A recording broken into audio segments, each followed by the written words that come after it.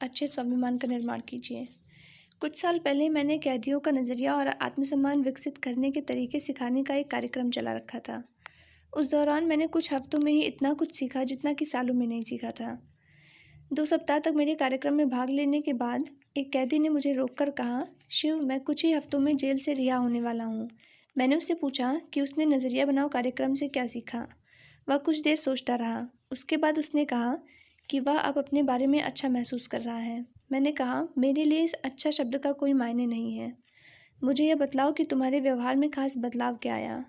उस कैदी ने मुझसे कहा कि अब वह रोज़ बाइबल पढ़ता है। तब मैंने उससे पूछा कि बाइबल पढ़ने का उस पर क्या असर पड़ा। उसने जवाब दिया कि अब वह खुद को अपने साथ और दूसरों के साथ बेहतर महसूस करता है। ऐसा उसने पहले कभी महसूस नहीं किया था। मैंने उससे कहा, ये तो ठीक बात है, लेकिन सबसे ज़रूरी यह है कि जेल से छूटने के बाद तुम करोगे क्या।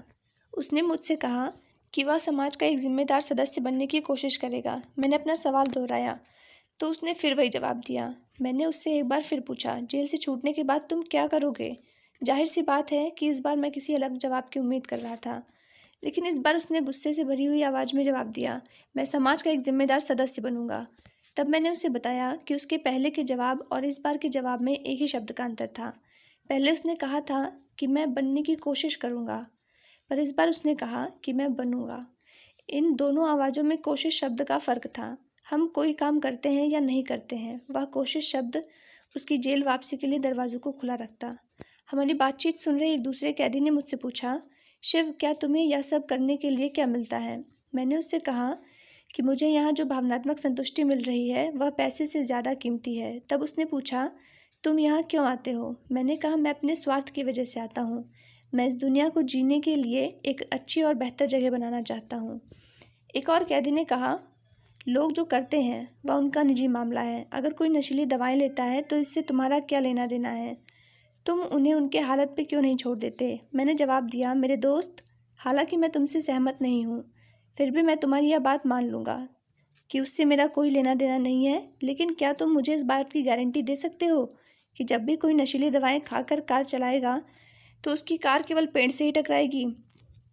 तुम इसकी गारंटी दो तो मैं तुम्हारी बात मान लूँगा। अगर तुम यह गारंटी नहीं दे सकते कि उस कार से टकराकर तुम, मैं या हमारे बच्चे मौत का शिकार नहीं बनेंगे, तो फिर मेरा यकीन करो कि उस बात से मेरा संबंध है। मुझे उस आदमी को सड़क से दूर रखना होगा। एक आदमी अपनी नई कार धो रहा था। तभी उसके पड़ोसी ने पूछा, आपने यह कार कब खरीदी। उस आदमी ने जवाब दिया, इसे मेरे भाई ने दिया है। पड़ोसी ने कहा, काश मेरे पास भी ऐसी कार होती। इस पर उस आदमी ने कहा, आपको ये सोचना चाहिए था कि काश मेरे पास भी कोई ऐसा भाई होता। पड़ोसी की पत्नी उसकी बातचीत सुन रही थी। उसने बीच में टोक कर कहा, मैं सोचती हूँ काश वो भाई मैं होती। दोस्तों, ये सोचने का कितना सकारात्मक नज़रिया है। दोस्तों, साथियों का दबाव केवल बच्चों और किशोरों पर ही नहीं बल्कि बड़े लोगों पर भी असर डालता है। स्वाभिमान की कमी की वजह से नहीं धन्यवाद कहकर बुरे असर से दूर रहने की हिम्मत नहीं होती। एक चील का अंडा किसी तरह एक जंगली मुर्गी के घोंसले में जा गिरा और बाकी अंडों के साथ मिल गया। समय आने पर अंडा फूटा। चील का बच्चा अंडे से निकलने के बाद यह सोचता हुआ बड़ा हुआ कि वह मुर्गी है। वह उन्हीं कामों को करता जिन्हें मुर्गी करती थी। वह ज़मीन खोदकर अनाज के दाने चुगता और मुर्गी की तरह कुकड़ाता। वह कुछ फीट से अधिक उड़ान नहीं भर सकता था, क्योंकि मुर्गी भी ऐसा ही करती थी। एक दिन उसने आकाश में एक चील को बड़ी शान से उड़ते हुए देखा। उसने मुर्गी से पूछा, उस सुंदर चिड़िया का नाम क्या है। मुर्गी ने जवाब दिया, वह चील है। वह एक शानदार चिड़िया है, लेकिन तुम उसकी तरह उड़ान नहीं भर सकते, क्योंकि तुम तो मुर्गी हो। चील के बच्चे ने मुर्गी की बात मान ली। वह जिंदगी भर यह सोचते हुए जीता रहा कि वह मुर्गी है, और यही सोचते सोचते मर भी गया। सोचने की क्षमता न होने के कारण वह अपनी विरासत को खो बैठा। उसका कितना बड़ा नुकसान हुआ। वह जीतने के लिए पैदा हुआ, पर वह दिमागी रूप से हारने के लिए तैयार हुआ था। दोस्तों, ज़्यादातर लोग मन में कुछ करने की इच्छा लिए ही कब्र में चले जाते हैं। Step 7, learn to like the things that need to be done. ज़रूरी कामों को पसंद करने की आदत डालें।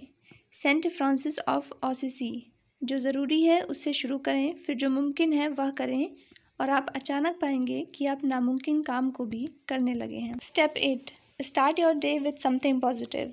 अपने दिन की शुरुआत किसी अच्छे और सकारात्मक काम से करें। सुबह के वक्त सबसे पहले कोई अच्छी चीज़ पढ़ें या सुनें। दोस्तों, इस वीडियो को ख़त्म करने से पहले हम एक बार फिर से शॉर्ट में इन 8 स्टेप्स को जान लेते हैं।